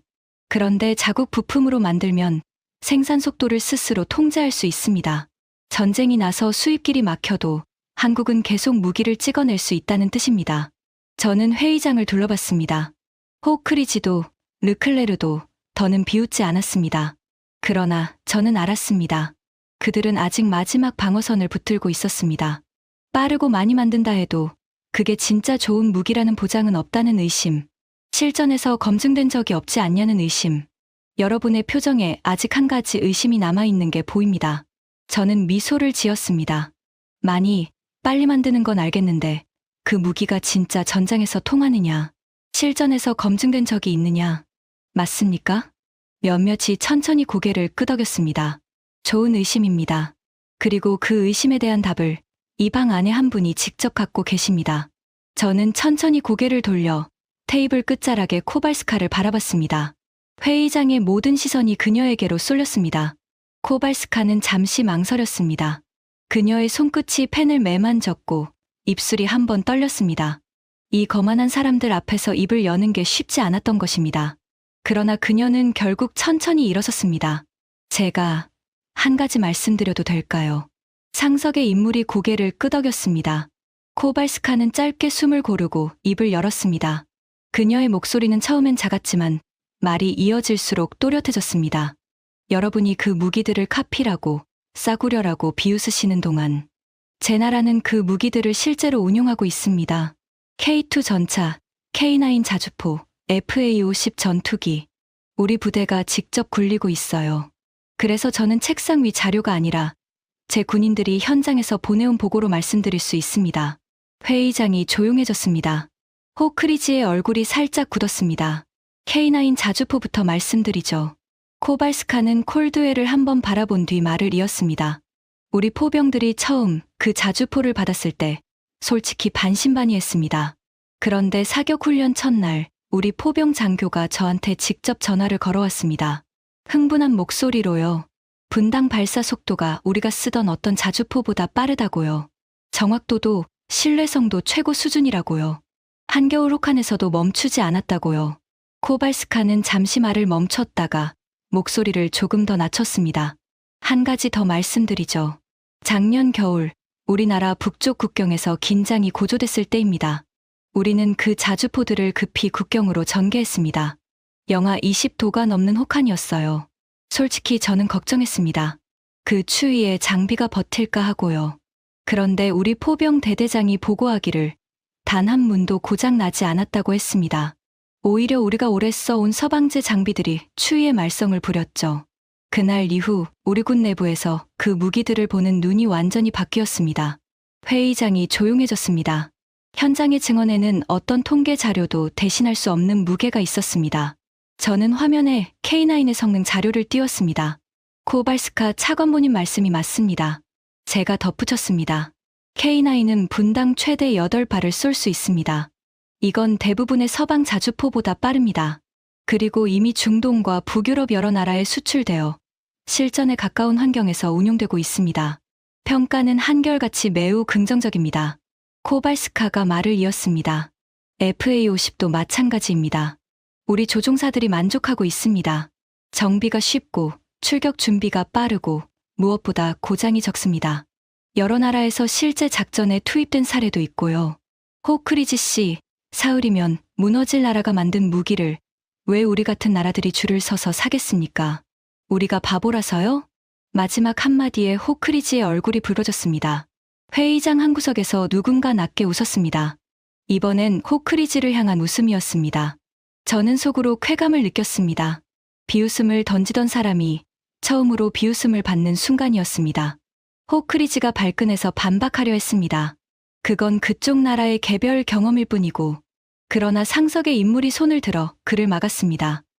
마틴, 현장에서 직접 운용하는 사람의 증언보다 더 확실한 검증이 어디 있나? 자네는 그 무기를 직접 굴려본 적이 있나? 호크리지는 입을 다물었습니다. 저는 이때를 놓치지 않고 말을 이었습니다. 검증이 쐐기를 박을 차례였습니다. 여러분, 솔직하게 말씀드리겠습니다. 한국 무기의 직접적인 실전 기록은 제한적입니다. 한국은 70년 넘게 본격적인 전쟁을 치르지 않았으니까요. 그건 사실입니다. 그러나 검증이 없는 게 아닙니다. 방금 코발스카 차관보님이 말씀하신 수출국들의 운용 경험이 첫 번째 검증입니다. 그리고 두 번째 검증이 있습니다. 저는 목소리를 낮췄습니다. 동유럽 전쟁입니다. 공식적으로 확인된 건 아니지만 관련 보고에 따르면 한국산 탄약이 우회 경로를 통해 그 전장에 흘러들어가 실제로 사용되고 있습니다. 그리고 그 성능에 대한 전선의 평가는 매우 만족스러운 것으로 알려져 있습니다. 다시 말해 한국 무기는 지금 이 순간에도 실전 데이터를 쌓고 있다는 겁니다. 호크리지가 마지막으로 발버둥 쳤습니다. 그건 다 정황이고 소문 아닙니까? 확실한 증거가 어디 있습니까? 호크리지 씨, 저는 그를 막았습니다.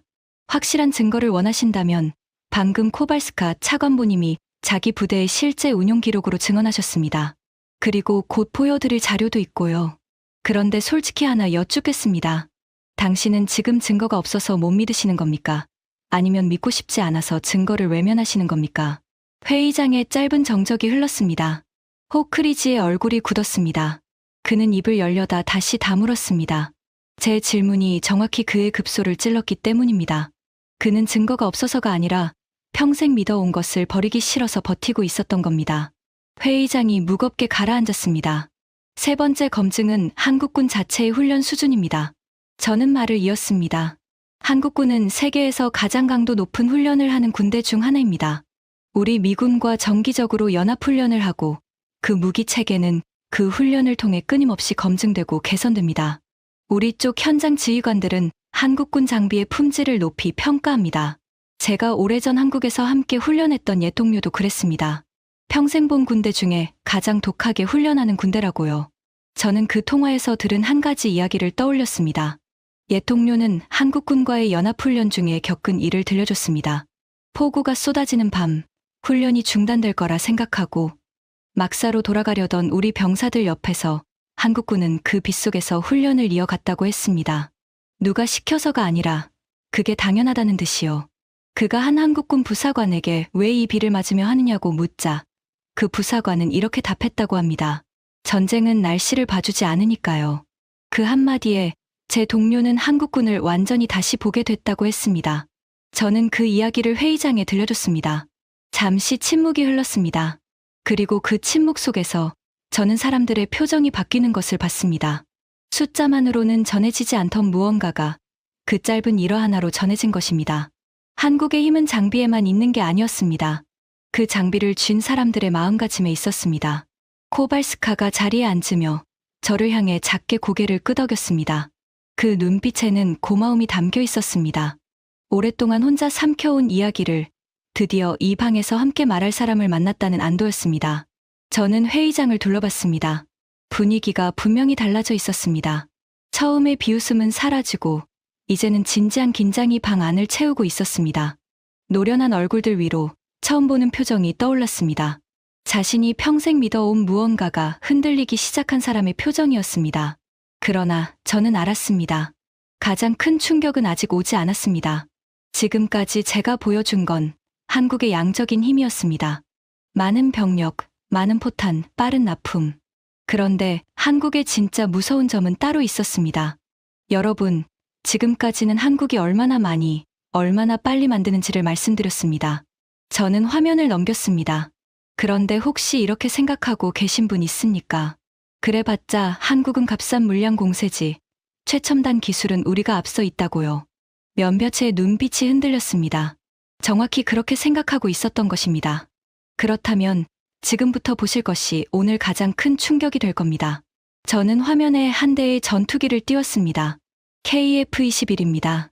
한국이 독자적으로 개발한 4.5 세대 전투기입니다.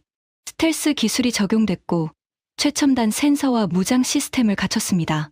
이미 시험 비행을 마치고 양산 단계에 들어갔습니다. 저는 회의장을 둘러봤습니다. 이게 왜 충격적인지 말씀드리죠. 전투기를 자체 개발할 수 있는 나라는 전 세계에서 손에 꼽습니다. 미국, 러시아, 중국, 그리고 유럽의 공동 개발. 거기에 이제 한국이 들어왔습니다. 전투기 개발은 항공 기술의 정점입니다. 이걸 해낼 수 있다는 건 그 나라의 산업 기술이 세계 최고 수준이라는 뜻입니다. 카피로는 절대 도달할 수 없는 영역이에요. 르클레르 씨. 르클레르는 아무 말도 하지 못했습니다. 저는 화면을 넘겼습니다. 미사일 자료였습니다. 미사일도 보시죠. 한국은 자체 개발한 탄도 미사일과 순항 미사일을 보유하고 있습니다. 사거리 수백에서 수천 킬로미터에 이르는 미사일을 독자 개발해서 실전 배치했습니다. 정확도는 세계 최고 수준입니다. 최근에는 극초음속 미사일 개발에도 착수한 것으로 알려져 있습니다. 극초음속 미사일은 지금 세계 강대국들이 사활을 걸고 경쟁하는 분야입니다. 거기에 한국이 뛰어든 겁니다. 그때 르클레르 옆에 앉은 한 인사가 날카롭게 끼어들었습니다. 지금까지 침묵하던 기술 분야에 밝아 보이는 사람이었습니다. 차관보, 잠깐만요. 그 모든 기술이 정말 한국 독자 기술입니까? 아니면 결국 미국이 넘겨준 기술 아닙니까? 만약 미국 기술에 크게 기대고 있다면 미국과의 관계가 틀어지는 순간 그 첨단 무기들도 다 멈추는 거 아닙니까? 날카로운 질문이었습니다. 저는 고개를 끄덕였습니다. 솔직하게 말씀드리겠습니다. 한국의 초기 방위 산업은 분명 미국 기술에 크게 의존했습니다. 수십 년 전 한국이 무기를 처음 자체 생산하기 시작했을 때는 우리 기술 이전이 중요한 역할을 했죠. 그건 사실입니다. 그러나 한국은 그 자리에 멈춰 있지 않았습니다. 수십 년에 걸쳐 꾸준히 기술 자립도를 끌어올렸습니다. 지금 한국의 주요 무기 체계 대부분은 한국 자체 기술로 개발됩니다. 물론 일부 핵심 부품은 아직 수입합니다. 방금 보신 그 전투기의 엔진도 우리 쪽 회사가 만들죠. 그러나 한국은 이미 독자 엔진 개발 프로그램을 진행하고 있습니다. 머지않아 그것마저 자기 손으로 만들 겁니다. 저는 잠시 멈췄다가 한 가지를 강조했습니다. 그리고 중요한 건 이겁니다. 한국의 기술 자립은 미국에 대한 반발이 아닙니다. 한국은 한미 동맹을 여전히 안보의 기둥으로 여깁니다. 다만 그들은 스스로 지킬 능력을 갖추는 것이 동맹을 더 강하게 만든다고 믿습니다. 스스로 설 수 있는 나라가 더 가치 있는 동맹국이니까요. 이건 대단히 현명한 생각입니다. 그리고 솔직히 우리가 한국에서 배워야 할 자세이기도 합니다. 질문을 던졌던 인사가 천천히 펜을 내려놓았습니다. 반박할 말을 찾지 못한 것입니다. 회의장의 긴장이 점점 팽팽해졌습니다. 잠수함은 어떨까요? 저는 다음 화면으로 넘어갔습니다. 한국은 3,000톤급 잠수함을 자체 설계하고 건조할 수 있습니다. 잠수함은 군함 중에서 가장 기술적으로 복잡한 무기입니다. 이걸 독자 개발할 수 있는 나라는 정말 몇 안 됩니다. 한국의 잠수함 기술은 세계 최고 수준의 나라들과 어깨를 나란히 한다는 평가를 받습니다. 그리고 한국은 핵추진 잠수함 개발 가능성까지 언급하고 있습니다. 여러분, 이게 무슨 의미인지 잠깐 생각해 보십시오. 전투기를 자체 개발하고 정밀 미사일을 독자 개발하고 잠수함을 스스로 설계해 건조하는 나라. 이 세 가지를 동시에 할 수 있는 나라가 전 세계에 몇이나 됩니까? 우리가 흔히 강대국이라 부르는 그 손에 꼽는 명단입니다. 그런데 우리는 한국을 그 명단에 한 번도 넣어본 적이 없습니다. K-팝과 드라마의 나라로만 봤지 전투기와 잠수함과 미사일을 자기 손으로 만드는 나라로는 보지 않았던 겁니다. 이게 바로 우리의 맹점이었습니다. 가장 화려한 겉모습만 보고 그 아래 단단히 쌓인 진짜 실력은 외면해 온 거죠. 호크리지가 마른 입술을 축였습니다. 그는 더는 끼어들지 않았습니다. 사이버 전력도 빼놓을 수 없습니다. 저는 말을 이었습니다. 현대전은 물리적 공간을 넘어 사이버 공간으로 확장됐습니다. 한국은 세계에서 가장 인터넷이 발달한 나라입니다. 그건 양날의 검입니다. 사이버 공격에 더 취약할 수도 있다는 뜻이니까요. 그래서 한국은 사이버 방어에 막대한 투자를 해왔습니다. 한국은 오랫동안 북한의 집요한 사이버 공격을 받아왔고 그걸 막아내면서 방어 능력을 축적했습니다. 그런데 방어만 하는 게 아닙니다. 한국은 공격적 사이버 능력도 갖추고 있습니다. 적의 지휘 통제 시스템과 통신망을 무력화할 수 있는 수준으로요. 게다가 한국에는 세계 최고 수준의 IT 인력이 넘쳐납니다. 유사시 이들이 사이버 전쟁에 동원될 수 있습니다. 민간의 기술력이 군사 역량으로 곧장 전환되는 구조입니다. 저는 잠시 숨을 골랐습니다. 이제 가장 민감한 이야기를 할 차례였습니다. 그리고 마지막으로 제가 가장 조심스럽게 꺼내야 할 이야기가 있습니다. 회의장이 조용해졌습니다. 한국의 핵 잠재력입니다. 누군가 숨을 들이켰습니다. 오해 없이 들어주십시오. 한국은 핵무기를 보유하고 있지 않습니다. 핵 확산 금지 조약에 충실한 회원국이고 핵무기를 만들 의사가 없다고 공식적으로 밝히고 있습니다. 제가 말씀드리는 건 잠재력입니다. 한국은 세계에서 가장 발전된 원자력 기술을 가진 나라 중 하나입니다. 원자력 발전소를 설계하고 짓고 운용하는 전체 기술을 갖췄고 중동에 원전을 수출하기까지 했습니다. 한국의 핵과학자와 엔지니어 풀은 세계 최고 수준입니다. 우라늄 농축과 재처리에 관한 지식도 있습니다. 저는 목소리를 낮췄습니다. 제가 말씀드리고 싶은 건 이겁니다. 만약 한국이 정치적 결단을 내린다면 상대적으로 짧은 시간 안에 핵무기를 개발할 수 있는 기술적 역량을 갖추고 있다는 것. 이건 우리 옆 나라 일본과 비슷한 상황입니다. 그리고 이 잠재력 자체가 하나의 억지력입니다. 한국을 핵으로 위협하는 세력은 한국이 그에 맞서 핵을 개발할 수도 있다는 가능성을 계산에 넣어야 합니다. 그 계산 자체가 한국을 함부로 건드릴 수 없게 만듭니다. 그때 한 인사가 무거운 표정으로 손을 들었습니다. 차관보. 그런데 만약 한국이 정말로 핵을 개발한다면 그건 이 지역 전체에 핵 도미노를 불러오지 않겠습니까? 옆 나라들도 따라 만들려 할 거고 그러면 지역 안정이 흔들립니다. 우리 입장에서도 우려스러운 시나리오예요. 전적으로 동의합니다. 저는 진지하게 답했습니다. 그래서 저는 한국이 핵을 개발해야 한다고 말씀드리는 게 결코 아닙니다. 그건 위험한 길이에요. 제가 말씀드리는 건 한국이 그럴 능력을 가지고 있다는 사실, 그리고 그 잠재력 자체가 이미 억지력으로 작동한다는 점입니다. 한국은 지금 핵 없이도 충분히 강합니다. 오늘 제가 보여드린 재래식 전력만으로도 한국은 웬만한 침략을 격퇴할 수 있으니까요. 핵 잠재력은 그 위에 얹힌 보험일 뿐입니다. 다만 그 보험이 존재한다는 사실이 적의 계산을 한층 더 복잡하게 만드는 거죠. 인사는 천천히 고개를 끄덕였습니다. 그의 표정에는 더 이상 의심이 아니라 무거운 인정이 담겨 있었습니다. 회의장은 완전히 조용해졌습니다. 이제 누구도 비웃지 않았습니다. 누구도 끼어들지 않았습니다. 모두가 화면을 응시하고 있었습니다. 저는 마지막 한 장의 자료를 띄웠습니다. 지금까지와는 다른 붉은 글씨로 기밀 표시가 된 문서였습니다. 여러분, 지금까지 제가 보여드린 건 우리 쪽 평가였습니다. 그런데 여기 우리 평가가 아닌 다른 자료가 있습니다. 저는 잠시 말을 멈췄습니다. 회의장의 모든 시선이 그 붉은 문서로 쏠렸습니다. 우리가 입수한 한국의 적대적인 한 강대국의 내부 평가 보고서입니다. 한국을 위협으로 분석한 그들의 기밀 문서죠. 그 보고서의 결론이 무엇이었는지 아십니까? 저는 또박또박 읽었습니다. 한국 본토에 대한 전면적 점령은 사실상 불가능하다. 침공 시 감당할 수 없는 손실이 예상된다. 군사적 해결을 권고하지 않는다. 회의장에 무거운 침묵이 내려앉았습니다. 보십시오. 우리가 한국을 사흘이면 무너질 나라라고 비웃는 동안 정작 한국을 적으로 둔 나라는 한국을 점령할 수 없다는 결론을 내렸습니다. 적이 인정한 겁니다. 적은 거짓말을 하지 않습니다. 적은 상대를 과대평가할 이유가 없으니까요. 그런데 그 적조차 한국은 건드릴 수 없다고 적었습니다. 생각해 보십시오. 우리는 동맹이면서도 한국을 과소평가했습니다.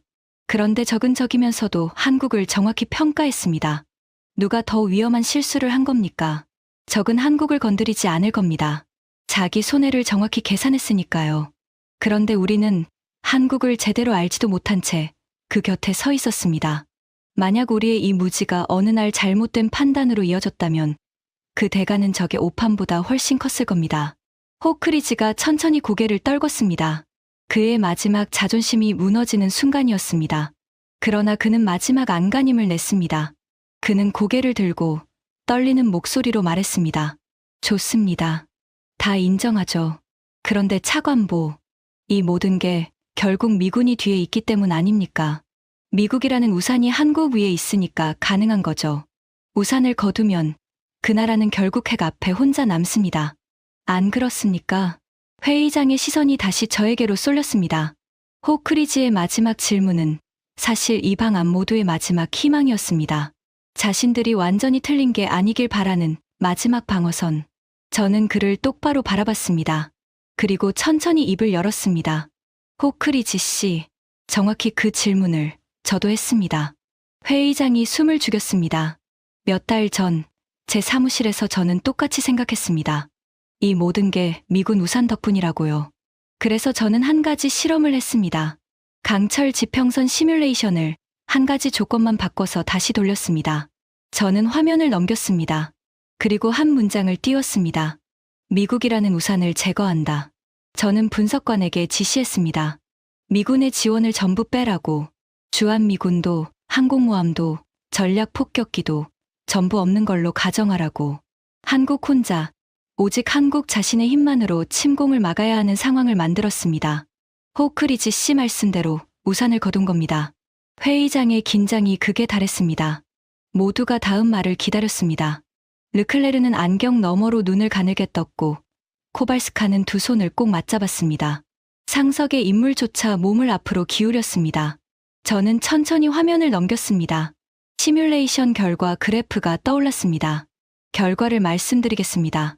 저는 한 박자 쉬었습니다. 한국은 우산이 없어도 무너지지 않았습니다. 회의장에서 누군가 짧게 숨을 들이켜는 소리가 들렸습니다. 저는 그 결과를 처음 본 밤을 떠올렸습니다. 우산을 제거한 시뮬레이션이 끝나고 화면에 최종 수치가 떴을 때 저는 한참을 그 자리에 앉아 있었습니다. 제가 마지막까지 붙들고 있던 가정. 그래도 미국이 없으면 한국은 무너질 거라는 그 마지막 믿음마저 무너지는 순간이었습니다. 저는 두 손으로 얼굴을 감쌌습니다. 손바닥에서 제 숨결이 뜨겁게 느껴졌습니다. 무섭기도 했고 부끄럽기도 했습니다. 우리가 지켜준다고 믿었던 나라가 사실은 스스로를 지킬 수 있는 나라였다는 것.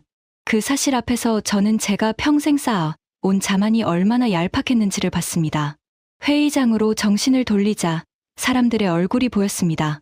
르클레르는 두 손을 깍지 낀 채 그 위에 이마를 대고 있었습니다. 코발스카는 눈가가 붉어진 채 그러나 어딘가 후련한 표정으로 화면을 보고 있었습니다. 그녀가 오래 혼자 알고 있던 사실을 드디어 이 방 전체가 함께 보게 된 것입니다. 그리고 그 시끄럽던 호크리지는 입을 꾹 다문 채 자기 손등만 내려다보고 있었습니다. 물론 더 힘들었습니다. 손실도 훨씬 컸습니다. 그러나 결론은 같았습니다. 침공군은 한국 본토를 점령하지 못했습니다. 48시간 만에 160만이 전선에 섰고 멈추지 않는 공장이 포탄을 댔고 도시 하나하나가 요새가 되어 버텼습니다. 우산이 있든 없든 한국을 점령한다는 것은 불가능에 가까웠습니다. 시간이 지날수록 침공군의 손실만 감당할 수 없이 불어났습니다. 저는 화면을 넘겨 두 개의 그래프를 나란히 보여줬습니다. 우산이 있을 때와 없을 때의 결과였습니다. 두 그래프 모두 침공군의 점령 확률은 한 자릿수에 머물러 있었습니다. 회의장에 무거운 침묵이 흘렀습니다. 그 침묵을 깬 건 뜻밖에도 지금까지 가장 조용히 듣고만 있던 한 노년의 인사였습니다. 그는 천천히 입을 열었습니다. 차관보. 그러니까 우리가 지금까지 한 착각이 단순히 한국을 약하게 본 게 아니었군요. 우리는 한국이 우리에게 기대고 있다고 믿었는데 사실은 한국이 우리 없이도 설 수 있는 나라였다. 그 말씀입니까? 그렇습니다. 저는 조용히 답했습니다. 그리고 그게 오늘 우리가 마주한 가장 불편한 진실입니다. 노인은 한참을 말이 없다가 깊은 한숨을 내쉬었습니다. 그 한숨에는 평생을 안보 분야에서 보낸 사람이 자신의 오랜 전제가 무너지는 것을 받아들이는 복잡한 감정이 담겨 있었습니다. 호크리지 씨, 저는 그를 향해 조용히 말했습니다. 우산이 한국을 강하게 만든 게 아니었습니다. 한국은 원래 강했습니다. 우산은 그 위에 더해진 보험이었을 뿐입니다. 우리는 거꾸로 알고 있었던 겁니다. 우리가 한국을 지켜준다고 믿었지만 사실 한국은 스스로를 지킬 수 있는 나라였습니다. 그리고 그렇게 스스로를 지킬 수 있는 나라이기 때문에 더욱 가치 있는 동맹인 겁니다. 호크리지는 아무 말도 하지 못했습니다. 그는 천천히 의자에 등을 기댔습니다. 그의 어깨가 처졌습니다. 평생 자신이 가장 똑똑하다고 믿어온 사람이 자신이 가장 크게 틀렸다는 것을 깨닫는 순간이었습니다. 그 모습을 보며 저는 통쾌함보다는 어떤 서늘함을 느꼈습니다. 몇 달 전 제 사무실에서 무너진 사람이 바로 저였으니까요. 저는 정직해야 했습니다. 그래서 한 가지를 덧붙였습니다. 오해는 없으셔야 합니다. 핵무기가 실제로 사용되는 시나리오는 훨씬 복잡합니다. 우산이 없으면 한국은 핵 위협에 더 취약해집니다. 그건 분명한 사실입니다. 그러나 제가 말씀드리는 건 재래식 침공과 점령입니다. 적이 한국 땅을 밟고 그 땅을 차지하려는 시도, 그건 우산이 있든 없든 사실상 불가능합니다. 왜냐하면 한국은 군대가 강한 나라가 아니라 사회 전체가 전쟁을 버티도록 설계된 나라이기 때문입니다. 저는 회의장을 천천히 둘러봤습니다. 군대만 강한 나라는 첫 전투에서 이길 수 있습니다. 그러나 장기전에서는 무너집니다. 우리가 강철 지평선에서 본 그대로입니다. 화려한 군대를 가진 나라일수록 빨리 무너졌습니다. 그런데 한국처럼 예비 전력과 산업 동원과 전 국민의 저항 의지가 결합된 나라는 장기전이 될수록 오히려 더 강해집니다. 시간이 그들의 편이기 때문입니다. 그래서 저는 오늘 이 자리의 제목을 그렇게 정했습니다. 저는 첫 화면으로 돌아갔습니다. 우리는 이 나라를 30년 동안 잘못 읽었다. 우리는 정말로 이 나라를 오랫동안 잘못 읽어왔습니다. 회의장은 깊은 침묵에 잠겼습니다. 비웃던 사람도 시큰둥하던 사람도 모두 화면을 응시한 채 말이 없었습니다. 그 침묵 속에서 저는 마지막으로 한 가지를 꺼낼 준비를 했습니다. 그날 사무실에서 모든 시뮬레이션이 끝나고 마지막 결과를 확인한 그 밤, 저는 한 가지를 더 깨달았습니다. 그것은 한국이 얼마나 강한가에 대한 깨달음이 아니었습니다. 그보다 훨씬 서늘한 다른 종류의 깨달음이었습니다. 우리가 진짜로 두려워해야 할 것은 이 나라가 우리의 적이 되는 게 아니었습니다. 문제는 그 반대였습니다. 이렇게 강한 나라가 지금 우리의 동맹이라는 사실. 바로 그것이 제가 이 방에서 마지막으로 전해야 할 이야기였습니다. 저는 마이크를 고쳐 잡았습니다. 그리고 입을 열었습니다. 여러분, 마지막으로 한 가지만 더 말씀드리겠습니다. 그리고 이게 오늘 제가 정말로 하고 싶었던 이야기입니다. 저는 마이크를 고쳐 잡았습니다. 회의장의 모든 시선이 저에게 모였습니다. 이제 비웃음은 어디에도 없었습니다. 그 자리에는 무거운 긴장과 무언가를 받아들이기 직전의 떨림이 있었습니다. 여러분, 지금까지 저는 숫자를 보여드렸습니다. 예비 전력, 산업 동원, 첨단 기술, 그리고 적조차 인정한 결론까지요. 그런데 마지막으로 드릴 이야기는 숫자가 아닙니다. 그건 우리가 한국을 어떻게 봐야 하는가에 관한 이야기입니다. 저는 화면을 넘겼습니다. 한 장의 오래된 사진이 떠올랐습니다. 폐허가 된 도시, 잿더미 위에 주저앉은 사람들, 헐벗은 아이들이 부서진 건물 사이에서 카메라를 바라보고 있었습니다. 이게 70여 년 전, 전쟁이 막 끝났을 무렵의 한국입니다. 그때 한국은 세상에서 가장 가난한 나라 중 하나였습니다. 전 국토가 잿더미였고 국민은 굶주렸습니다. 그 시절 우리는 한국을 도와주는 입장이었습니다. 식량을 보내고 물자를 보내고 가엾게 여겼죠. 우리가 없으면 살아남지 못할 나라라고 생각했습니다. 저는 다음 화면으로 넘어갔습니다. 이번엔 줄지어 선 전차들, 활주로 위의 전투기들, 거대한 조선소에서 건조 중인 군함의 사진이었습니다. 그리고 이게 지금의 한국입니다. 같은 나라입니다. 잿더미 위에서 굶주리던 그 나라가 지금은 전 세계가 줄을 서서 무기를 사가는 나라가 됐습니다. 우리가 가엾게 여기던 나라가 우리보다 빠르게 포탄을 찍어내고 우리가 못 만드는 속도로 무기를 납품하는 나라가 됐습니다. 회의장이 숨을 죽였습니다. 두 장의 사진이 잿더미와 강철이 같은 화면 위에서 대비되고 있었습니다. 여러분, 이 두 사진 사이에 걸린 시간은 한 사람의 일생도 채 되지 않습니다.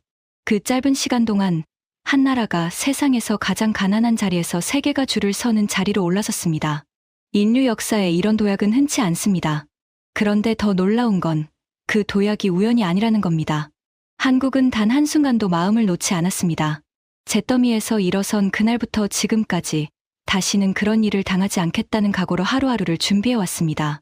우리가 평화에 익숙해져 공장을 닫는 동안 그들은 평화로울 때조차 내일의 전쟁을 준비했습니다. 저는 두 사진을 번갈아 가리켰습니다. 그 차이가 70년 뒤에 이 두 장의 사진을 만들었습니다. 한쪽은 도움을 받던 나라, 다른 한쪽은 세계가 의지하는 나라. 같은 나라가 말입니다. 이건 단순한 성공담이 아닙니다. 준비하는 자와 방심하는 자의 운명이 어떻게 갈리는지를 보여주는 살아있는 증거입니다. 여러분, 우리는 지금까지 한국에게 무언가를 가르치는 입장이라고 믿어왔습니다. 우리가 앞서 있고 한국은 우리를 따라오는 나라라고요. 그런데 오늘 이 자리에서 분명해진 게 하나 있습니다. 저는 한 박자 쉬었습니다. 이제는 우리가 한국에게서 배워야 하는 입장이라는 겁니다. 르클레르가 천천히 고개를 들었습니다. 그의 눈빛에는 더 이상 비웃음의 가시가 없었습니다. 무기 거래를 평생 다뤄온 그는 누구보다 그 말의 무게를 정확히 알았습니다. 자기 나라가 한국의 계약을 빼앗긴 이유가 단순한 가격이 아니라 멈추지 않는 시스템 때문이었다는 것을, 그리고 그 시스템이야말로 지금 서방 전체가 갖지 못한 것이라는 것을. 르클레르가 천천히 입을 열었습니다. 그의 목소리는 낮았고 평소의 가시는 사라져 있었습니다. 차관보, 저는 그동안 한국 무기를 카피라고 불렀습니다. 우리 기술을 흉내낸 싸구려라고요. 그런데 솔직히 말씀드리면 저는 그게 사실이 아니라는 걸 알면서도 그렇게 말해왔습니다. 우리가 졌다는 걸 인정하기 싫었으니까요. 우리 전차가 한국 전차에 밀려 계약을 빼앗겼을 때 저는 그게 그저 가격 때문이라고 스스로를 속였습니다. 하지만 아니었습니다. 그들은 우리가 못하는 걸 해냈습니다. 멈추지 않는 공장, 빠른 납품, 믿을 수 있는 품질. 그건 흉내가 아니라 실력이었습니다. 그가 안경을 벗어 잠시 눈을 감았습니다. 오늘에서야 그걸 입 밖으로 낼 용기가 생겼습니다. 인정합니다. 우리가 한국에게서 배워야 합니다. 회의장이 조용해졌습니다. 그의 인정은 어쩌면 호크리지의 인정보다 더 무거운 것이었습니다. 평생 자존심으로 버텨온 사람이 그 자존심을 스스로 내려놓는 순간이었으니까요. 저는 목소리를 낮췄습니다. 이제 오늘의 핵심을 말할 차례였습니다. 그런데 여러분, 제가 이 모든 자료를 정리하면서 가장 등골이 서늘했던 순간이 언제였는지 아십니까? 한국이 강하다는 걸 깨달았을 때가 아닙니다. 한국이 우리의 적이 될 수도 있다는 상상을 했을 때도 아닙니다. 회의장이 조용해졌습니다. 제가 가장 서늘했던 건 이렇게 강한 나라가 지금 우리의 동맹이라는 사실을 깨달았을 때였습니다. 누군가 짧게 숨을 들이켰습니다. 생각해 보십시오. 48시간 만에 깨어나는 수백만의 군대, 멈추지 않는 공장, 전투기와 잠수함과 미사일을 자기 손으로 만드는 기술, 적조차 점령할 수 없다고 결론 내린 나라. 만약 이런 나라가 우리의 적이었다면 그건 재앙이었을 겁니다. 우리가 상대할 수 있는 나라가 아니었을 겁니다. 저는 회의장을 천천히 둘러봤습니다. 그런데 한국은 우리의 적이 아닙니다. 우리의 동맹입니다. 가치를 함께하고 같은 편에 서 있는 나라입니다. 그래서 저는 오늘 이 모든 걸 알게 된 지금 두려움보다 훨씬 큰 다른 감정을 느낍니다. 저는 또박또박 말했습니다. 적이 아니라 다행입니다. 회의장에 깊은 침묵이 내려앉았습니다. 그 한마디가 방 안의 공기를 바꿔놓았습니다. 사람들의 얼굴 위로 지금까지와는 다른 표정이 번졌습니다. 그것은 인정이었습니다. 마침내 무언가를 받아들인 사람들의 표정이었습니다. 저는 한마디를 더 보탰습니다. 여러분, 그래서 저는 오늘 이 자리에서 분명히 말씀드리고 싶습니다. 우리는 한국을 그저 지켜줘야 할 약한 동맹으로 봐서는 안 됩니다. 한국은 우리가 함께 어깨를 걸어야 할 가장 믿음직한 파트너입니다. 그리고 그런 파트너가 우리 곁에 있다는 건 우리에게 주어진 행운입니다. 동맹이라 무섭다는 말은 결국 동맹이라 든든하다는 말과 같습니다. 그 무게를 우리가 이제는 제대로 알아야 합니다. 회의장 곳곳에서 사람들이 깊이 고개를 끄덕였습니다. 그 침묵을 깬 건 뜻밖의 사람이었습니다. 마틴 호크리지. 회의가 시작될 때 가장 크게 비웃었던 사람. 한국은 사흘이면 무너진다고 단언했던 사람. 그가 천천히 손을 들었습니다. 그의 얼굴은 굳어 있었고 목소리는 평소의 거만함을 완전히 잃은 채 떨리고 있었습니다. 차관보. 회의장의 시선이 그에게로 쏠렸습니다.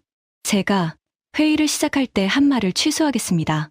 K-팝이나 분석하자는 거냐고 했던 말, 시간 낭비라고 했던 말, 사흘이면 무너진다고 했던 말, 전부요. 그는 잠시 말을 멈추고 마른 침을 삼켰습니다. 저는 평생 제가 누구보다 군사를 잘 안다고 자부했습니다. 그런데 오늘 제가 한 나라를 통째로 잘못 보고 있었다는 걸 인정합니다. 그것도 가장 중요한 나라를요. 부끄럽습니다. 그리고 차관보께서 이 자리에서 그 말을 해주셔서 다행이라고 생각합니다. 회의장이 술렁였습니다. 가장 단단하던 사람이 무너지자 마지막 남은 의심들도 함께 무너졌습니다. 저는 호크리지를 바라보며 통쾌함이 아니라 어떤 묵직한 감정을 느꼈습니다. 잘못을 인정하는 데에는 비웃는 것보다 훨씬 큰 용기가 필요하니까요. 그때 회의장 가장 안쪽 상석에서 한 사람이 천천히 일어섰습니다. 오늘 이 자리를 주재하던 가장 높은 자리의 인물이었습니다. 머리가 희끗한 그 노련한 인사는 한참을 말없이 화면을 바라보다가 입을 열었습니다. 그의 목소리는 낮았지만 방 안구석구석까지 또렷하게 울렸습니다. 콜드웰 차관보, 그리고 여기 계신 모든 분들. 그는 잠시 숨을 골랐습니다. 저는 이 바닥에서 수십 년을 보냈습니다. 수많은 브리핑을 들었고 수많은 평가를 받습니다. 그런데 오늘 이 브리핑은 제 평생 가장 중요한 브리핑 중 하나로 기억될 겁니다. 우리는 오늘 우리가 가진 가장 위험한 착각 하나를 깨뜨렸습니다. 그건 우리의 동맹 하나를 과소평가해 온 착각이었습니다. 그는 회의장을 둘러봤습니다. 오늘 이 자리의 결론을 분명히 하겠습니다. 우리는 한국을 다시 봐야 합니다.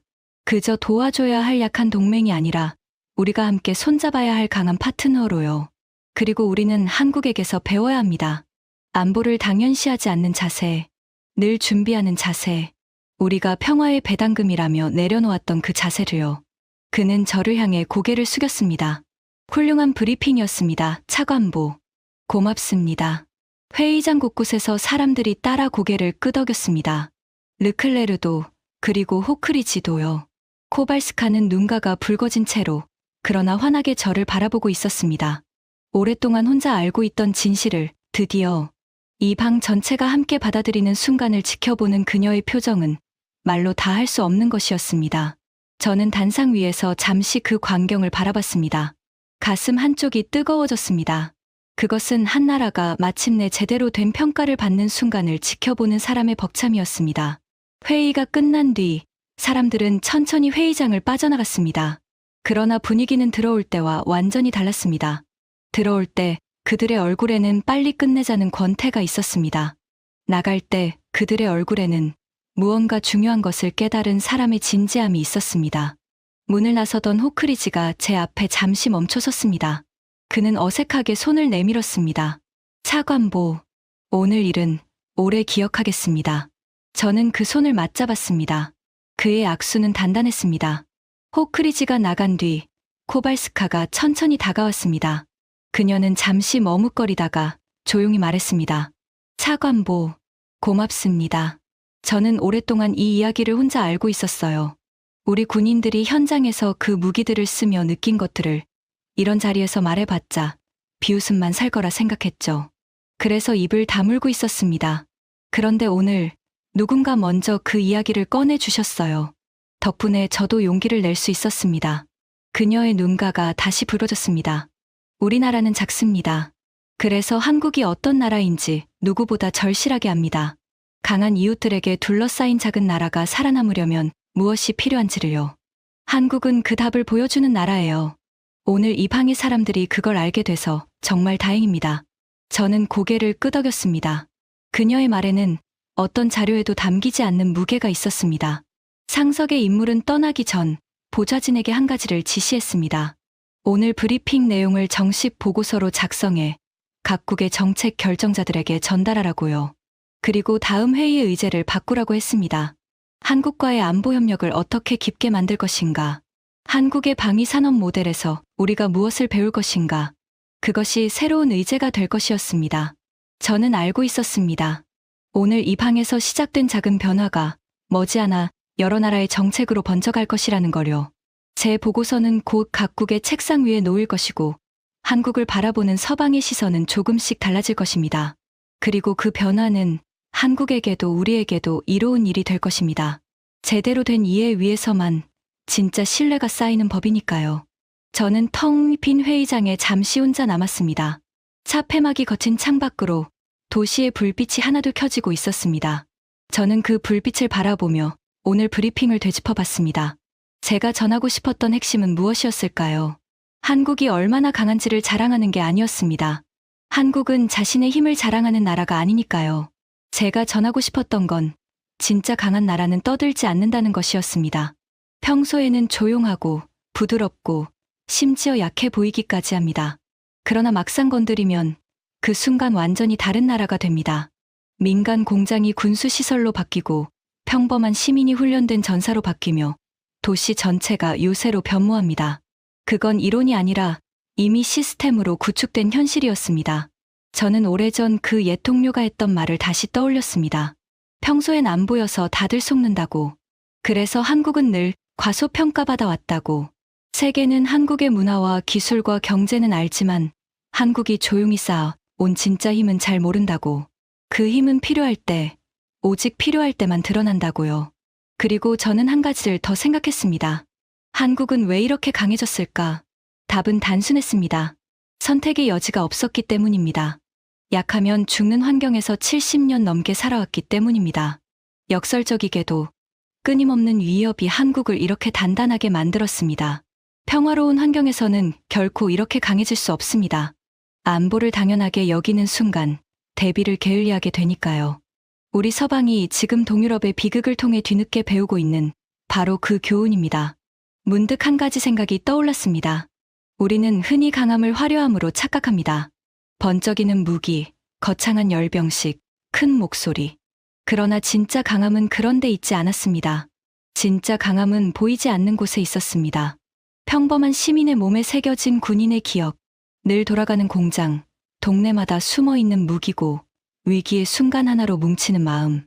한국의 힘은 바로 그런 눈에 띄지 않는 곳에 단단히 쌓여 있었습니다. 그래서 세상은 오랫동안 그 힘을 보지 못했고, 그래서 그 힘은 더욱 무서운 것이었습니다. 그리고 그 힘이 우리를 향한 것이 아니라 우리 곁에 서 있다는 사실이 저는 무엇보다 고마웠습니다. 저는 가방을 챙겨 회의장을 나섰습니다. 복도를 걸으며 오늘 본 한 장의 문장을 떠올렸습니다. 한국은 조용한 맹수다. 평소에는 웅크리고 있어 보이지 않습니다. 먼저 공격하지도 않습니다. 그러나 누군가 그 잠든 맹수를 건드리는 순간 맹수는 깨어나 물어뜯고 절대 놓지 않습니다. 저는 그 맹수가 우리의 적이 아니라 우리의 동맹이라는 사실에 다시 한번 안도했습니다. 내일이면 저는 일상으로 돌아갈 것입니다. 책상 위에는 또 다른 나라들의 자료가 쌓여 있겠죠. 그러나 오늘 배운 교훈은 오래 남을 것입니다. 조용한 나라를 과소평가하지 말 것. 겉으로 드러내지 않는다고 힘이 없는 게 아니라는 것. 오히려 진짜 강한 나라일수록 자신의 힘을 함부로 보이지 않는다는 것. 한국이 바로 그런 나라라는 것. 세상은 계속 변할 것입니다. 위협은 사라지지 않을 것입니다. 그러나 준비된 자는 살아남습니다. 한국은 준비되어 있습니다. 그리고 우리도 이제는 준비해야 합니다. 평화는 저절로 오지 않습니다. 평화는 힘으로 지켜지는 것이고 그 힘을 유지하는 것이 우리의 의무입니다. 한국은 70년 넘게 우리에게 그 사실을 조용히 증명해 보이고 있었습니다. 다만 우리가 보지 못했을 뿐입니다. 이제는 봐야 할 때입니다. 저는 건물 밖으로 나와 잠시 밤하늘을 올려다봤습니다. 차가운 밤 공기가 폐 속으로 스며들었습니다. 도시는 평온했고 거리의 불빛은 따뜻했습니다. 이 평온이 그냥 주어진 게 아니라는 걸 저는 오늘에서야 가슴 깊이 깨달았습니다. 어딘가에서는 지금도 누군가가 깨어 경계를 서고 훈련을 하고 내일을 대비하고 있습니다. 한국의 병사들도 지금 이 시간 휴전선에서 북쪽을 바라보고 있겠죠. 70년 넘게 그래왔듯이요. 그 보이지 않는 경계심이, 그 조용한 준비가 한 나라를 지켜왔습니다. 그리고 앞으로도 지켜낼 것입니다. 저는 천천히 발걸음을 옮겼습니다. 마음 한구석이 묵직하면서도 이상하게 든든했습니다. 세상에 이런 나라가 있다는 것, 그리고 그 나라가 우리의 적이 아니라 친구라는 것, 그것만으로도 오늘 밤은 충분히 다행한 밤이었습니다. 지금까지 세계가 과소평가했던 대한민국의 진짜 저력에 관한 이야기였습니다. 우리가 무심코 지나쳤던 이 나라의 힘을 더 많은 분들이 알 수 있도록 이 영상을 주변에 널리 공유해 주세요. 진짜 강한 나라는 요란하게 떠들지 않습니다. 조용히, 그러나 누구보다 단단하게 준비할 뿐입니다. 그 조용한 힘이 오늘의 대한민국을 만들었습니다. 영상이 마음에 드셨다면 구독과 좋아요도 부탁드립니다. 지금까지 감동 새벽이었습니다. 감사합니다.